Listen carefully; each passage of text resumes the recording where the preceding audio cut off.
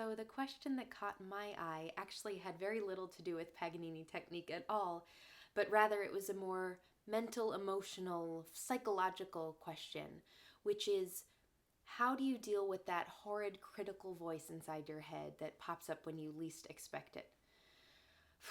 So I don't know whether it's a certain tradition of musical education that's to blame for this, or whether that little voice is something that all artists have installed, anyone with the artistic temperament, or whether actually it's something that every human being has inside of them.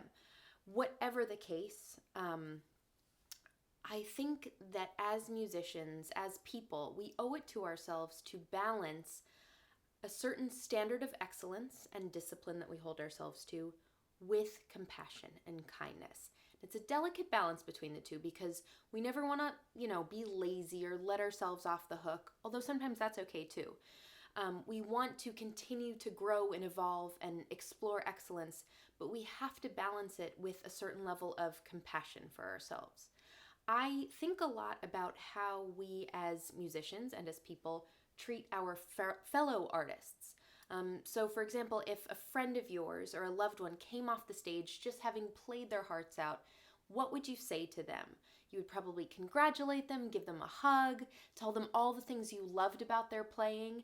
Maybe if they asked for some constructive criticism for next time, you might offer it, but you would probably do it in a really kind way. But then think about the difference between that and then how we treat ourselves in the practice room and when we come off stage.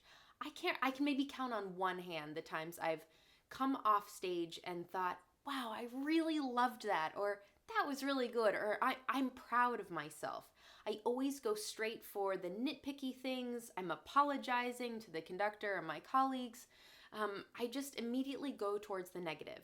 So something that yoga has taught me is to treat everything, well, first, to claim your small victories. So if you do something that you're proud of, really celebrate those moments. And then after you do that, then you can explore new points of inquiry for next time. So maybe this next time I would like to play that passage more effortlessly, or this intonation can be sparklier, or I can make an even more beautiful sound there. But reframing these explorations in your mind as positive, searching journeys, opportunities for improvement can really reframe how you treat yourself and how your relationship with your own playing in the practice room and on stage.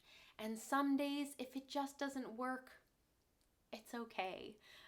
We all have off days. Sometimes the best thing you can possibly do is put the instrument down, take a break, go for a walk, have a cup of tea, and return when you're in a slightly more positive, productive frame of mind.